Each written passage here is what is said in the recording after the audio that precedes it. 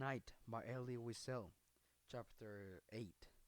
At the entrance to the camp, SS officers were waiting for us. We were counted. Then we were directed to the appeal plats. The orders were given over the loudspeakers from ranks of fives. Groups of 105 steps forward. I tightened my grip on my father's hand, the old family of fear not to lose him. Very close to us stood the child chimney of the crematorium's furnace. It no longer impressed us, it barely drew our attention. A veteran of Buchenwald told us that we would be taking a shower and afterward be sent to different blocks. The idea of a hot shower fascinated me. My father didn't say a word. He was breathing heavily beside me. Father, I said, just another moment. Soon he'll be able to lie down. You'll be able to rest. He didn't answer. Myself was so weary that his silence left me indifferent. My only wish was to take the shower as soon as possible and lay down on a coat. Only it wasn't easy to reach the showers. Hundreds of prisoners crowded the area. The guards seemed unable to restore order. They were lashing out left and right to no avail. Some prisoners who didn't have the strength to hustle or even to stand sat down in the snow. My father wanted to do the same. He was moaning, I can't anymore. It's over. I shall die right here. He dragged me toward a pile of snow from which protruded human shapes, torn blankets. Leave me, he said. I can't go anymore. Have pity on me. I'll wait here until we can go into the showers. You'll come and get me. I could have screamed in anger. To have lived and endured so much. Was I going to let my father die now? Now that we would be able to take a good hot shower and lay down? Father, I hauled. My father, get up. Right now. You will kill yourself. And I grabbed his arm. He continued to moan. Don't yell, my son. Have pity on your old father. Let me rest here a little. I beg of you. I'm so tired. No more strength. He had become childlike, weak, frightened, vulnerable. Father, I said, you cannot stay here. I pointed to the corpses around him. They too had wanted to rest here. I see, my son. I do see them. Let them sleep. They haven't closed an eye for so long. They exhausted. His voice was tender. I hollow into the one. They're dead. They will never wake up. Never. Do you understand? This discussion continued for some time. I knew that I was no longer arguing with him, but with death itself, with death that he had already chosen. The stars began to wail, alert. The lights went out in the entire camp. The guards chased us toward the blocks. In a flash, there was no one left outside. We were only too glad not to shave, not to have to stay outside any longer in the freezing white. We let ourselves sink into the floor. The cauldrons at the entrance found no takers. There were several tiers of bunks. To sleep was all that mattered. When I woke up, it was daylight. That is when I remember that I had a father. During the alert, I had followed the mob, not taking care of him. I knew he was running out of strength, close to death, and yet I yelled abandoned him. I went to look for him, yet at the same time I thought crept into my mind. If only I didn't find him. If only I were relieved of this responsibility. I could use all my strength to fight for my own survival, to take care only of myself. Instantly I felt ashamed of myself forever. I walked for hours without finding him. Then I came to a block where they were distributing black coffee. People stood in line, quarreled. Father, I've been looking for you for so long. Where were you? Did you sleep? How are you feeling? He seemed to be burning with fever. I fought my way to the coffee cauldron like a wild beast, and I succeeded in bringing back a cup. I took one gulp. The rest was for him. I shall never forget the gratitude that shone in his eyes when he swallowed this beverage, the gratitude of a wounded animal. With these few mouthfuls of water,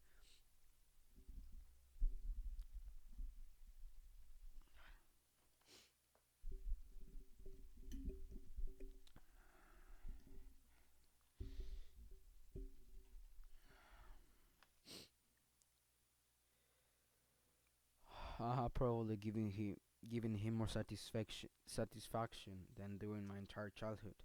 He was lying on the boards, ashen, his lips pale and dry, shivering. I couldn't stay with him any longer. We had been ordered to go outside to allow for cleaning of the blocks. Only the sick could remain inside. We stayed outside for 5 hours. We were given soap. When they allowed us to return to the blocks, I rushed toward my father. Did you eat? No. Why? They didn't give us anything. They said that we were sick, that we would die soon, and that it would be a waste of food. I can't go on. I gave him that was left of my soup, but my heart was heavy. I was aware that I was doing it grudgingly, just like Ravi Hali's son.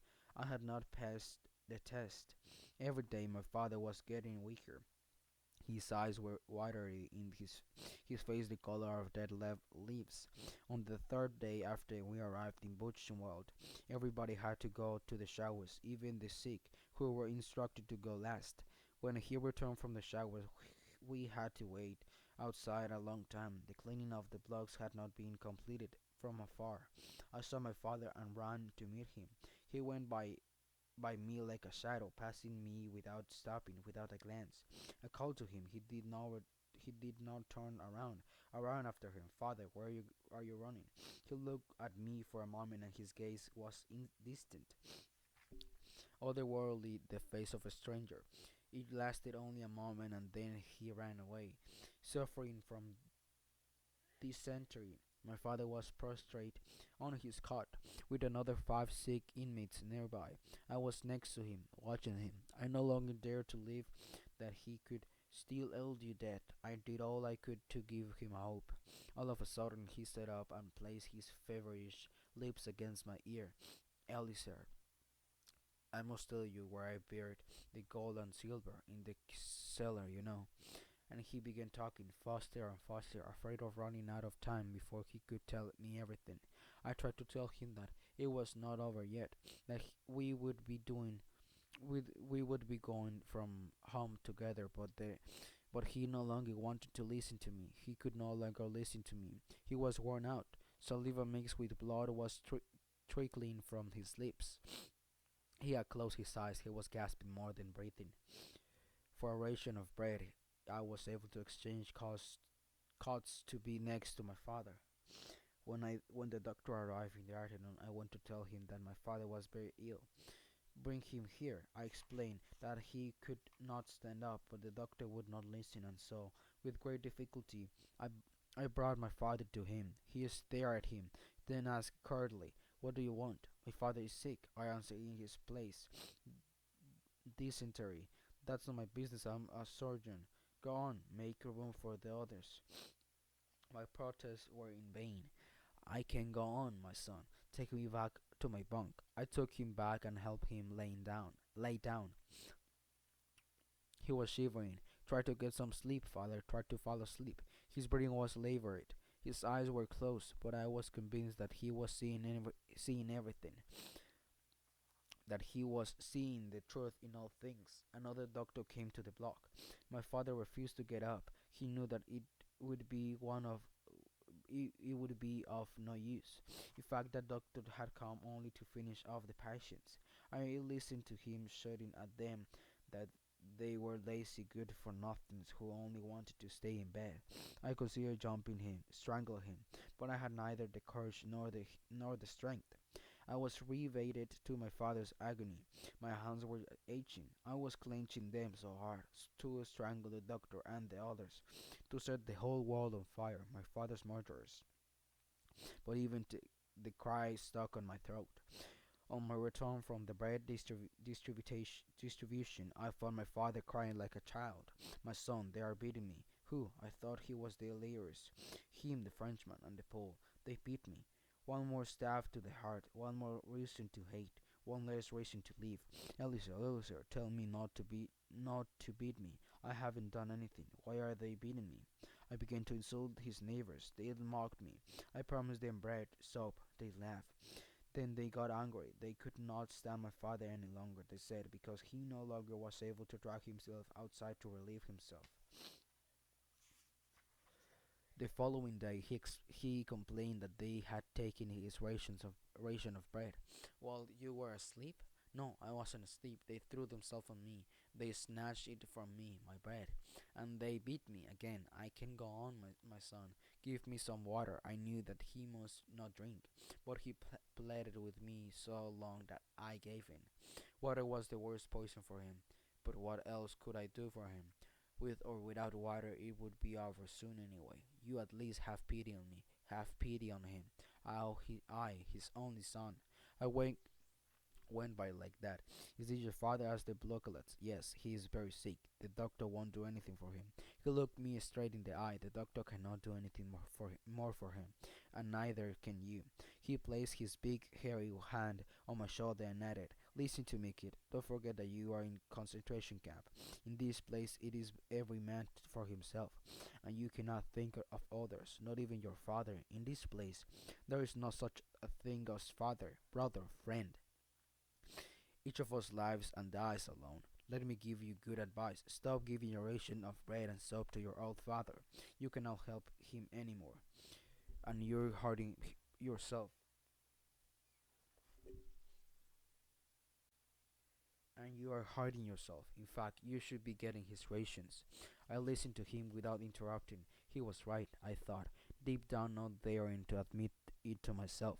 Too late to save your old father. You could have 2 rations of bread, 2 rations of soap. It was only a fraction of a second, but it left me feeling guilty. I ran to get some soap and brought it to my father, but he did not want it. All he wanted was water. Don't drink water, eat the soap. I'm burning up. Why are you so mean to me, my son? Water. I bought him water. I brought him water. Then I left the block for roll call, but I quickly turned back. I laid down on my upper bunk. The sick were allowed to stay in the block, so I would be sick. I didn't want to leave my father. All around me there was some snow broken only by moaning. In front of the block the SS were giving orders. Any officer passed between the bunks, my father was pleading. My son water. I'm burning up. My insides.